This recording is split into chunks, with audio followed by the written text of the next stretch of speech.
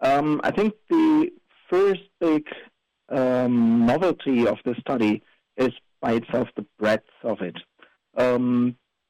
Just keep in mind, we did a study of more than 500 policies for promotion criteria from more than 121 countries.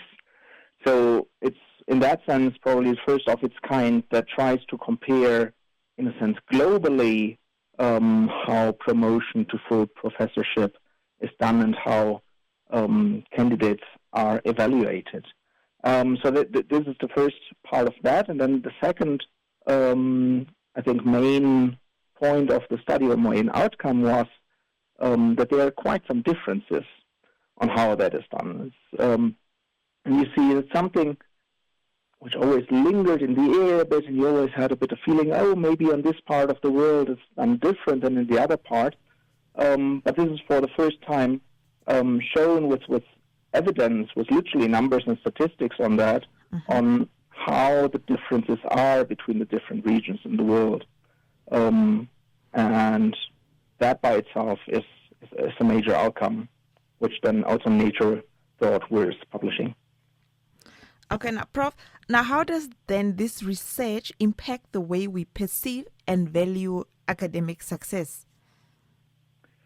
How we do that? That's a very tricky question because there's very different angles to that.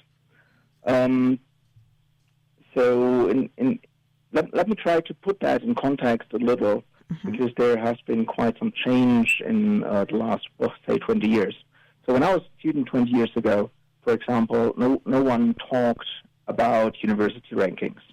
Well, maybe the richest and most well-known universities did already at that time, because they make use of it as a marketing tool, so to say, because they also need some reason to underline or their tuition fees, right? But now that we're living in quite a different world for whatever reason, university rankings have become a very well-known thing all around the world, and lots of institutions try to be good in those university rankings. And this by itself drives for many institutes on how academics are evaluated. Because the universities want to thrive in those rankings, so they make the evaluations for staff members in such a way that it contributes to the universities thriving in those rankings. But that's not necessarily on pure academic merit, so to say. And this also touches on a point that we made in the study, where we said, well, it can be harmful to the whole system of academia if this is how it all is done, right? So when, for example, those university rankings have as one major part of their rankings the number of research outputs, so the number of studies published, then it becomes a numbers game, and people are, or staff members are forced, so to say,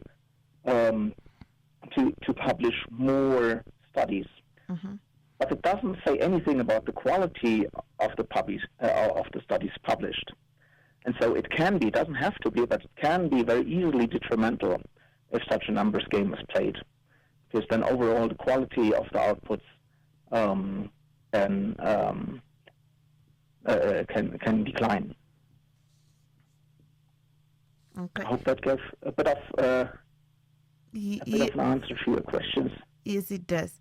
Now, the study discusses how less developed countries are often at a disadvantage due to these evaluation practices.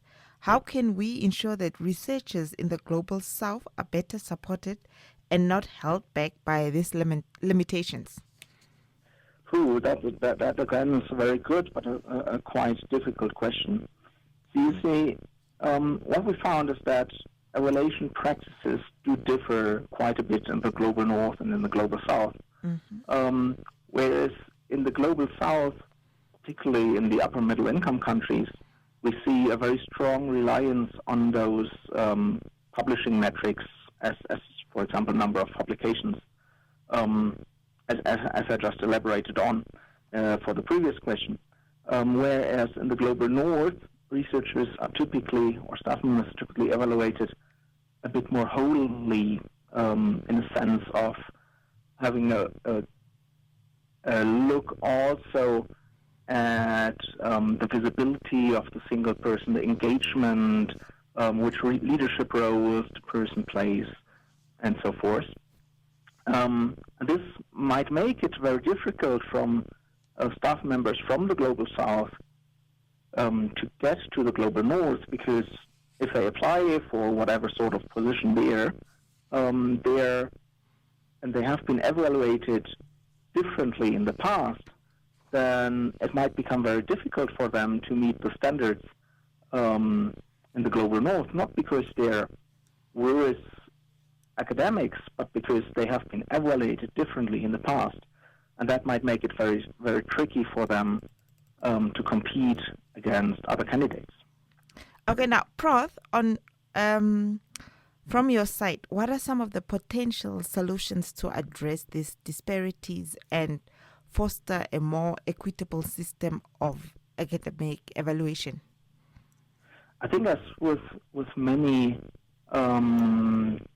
with many such issues, the first step, quite certainly, is to become aware of the differences, and then, in a later stage, appreciate those differences and make sure that in whatever evaluation process that's happening in whatever institution around the globe,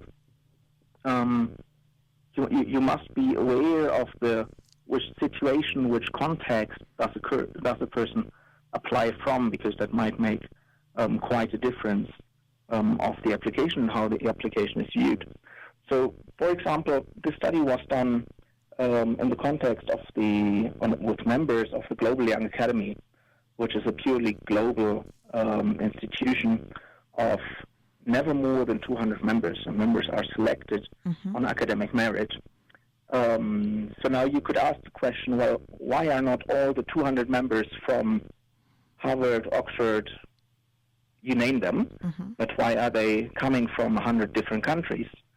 And that is because the GYA, the Global Young Academy, in their application process, they make sure to think about what situation the persons apply from, because obviously in an institute, for example, from Namibia, the conditions are different for an academic than they are at the Ivy League universities. And if you don't take that into account, you obviously end up with a skewed process.